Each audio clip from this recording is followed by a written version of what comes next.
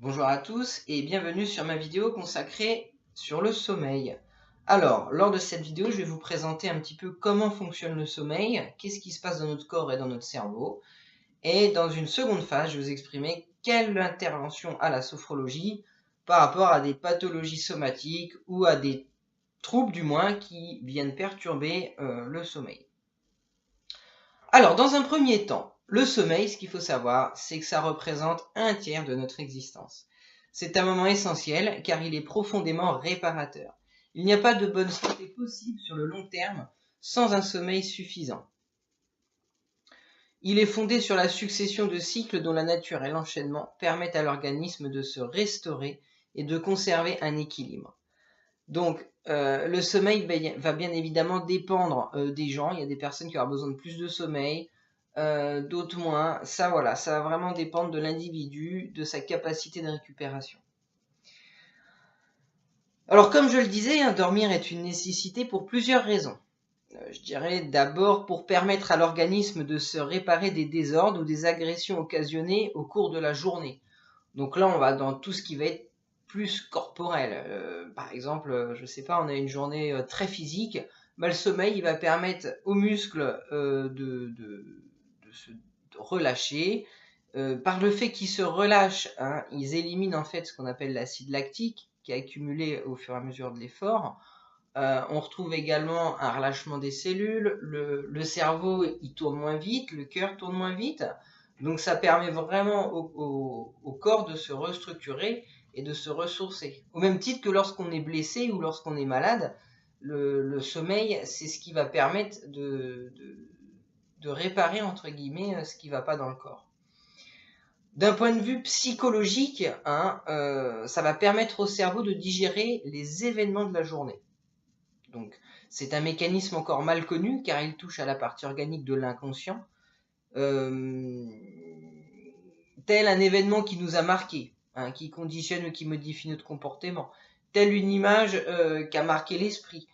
Euh, Ce travail de digestion psychique est indispensable en fin de compte à notre équilibre et le sommeil intervient énormément face à ça. Donc ça prouve bien que dans le corps et l'esprit, le sommeil apporte en fin de compte plus de la moitié, je dirais, même les trois quarts des ressources nécessaires dont on a besoin d'une journée, euh, bien évidemment accompagné de tout ce qui s'ensuit, d'une bonne alimentation et d'un bon mécanisme de vie psychologique. Justement, on y vient. La sophrologie trouve sa place en fonction des troubles du sommeil, en effet. Face à des insomnies non associées à des pathologies ou à celles d'origine environnementale, le sophrologue aura un rôle, je dirais, pédagogique. Alors pourquoi? Parce que, outre que des exercices de sophrologie, il pourra sensibiliser et accompagner la personne en termes d'alimentation, de rythme d'habitude, d'hygiène de vie. Et là, la place du sophrologue, elle est très importante car le sommeil, ça se prépare. Ça se prépare dès le réveil. Hein. Ça se prépare aussi de vivre une bonne nuit, mais aussi de donner un sens à nos journées. D'accord, et d'y revenir avant de s'endormir. Donc en fin de compte, tout ça, c'est des processus qu'on va pouvoir préparer en sophrologie grâce à des techniques qu'on a.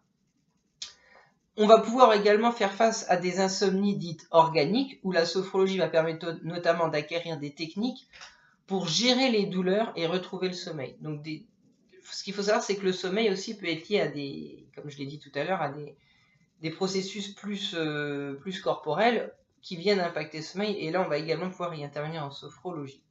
Hein. Donc, cela pourra se faire en concertation avec un médecin, par exemple.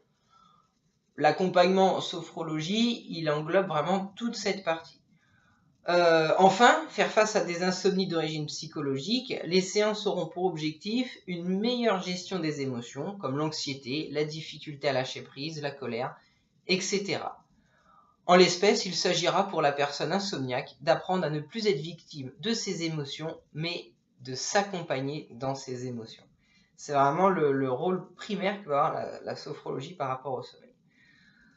Écoutez, j'ai essayé d'être simple et efficace en très peu de temps. N'hésitez pas en tout cas si vous avez des questions supplémentaires auxquelles j'ai pas répondu, auxquelles vous êtes vous-même victime, je dirais. N'hésitez pas à faire appel.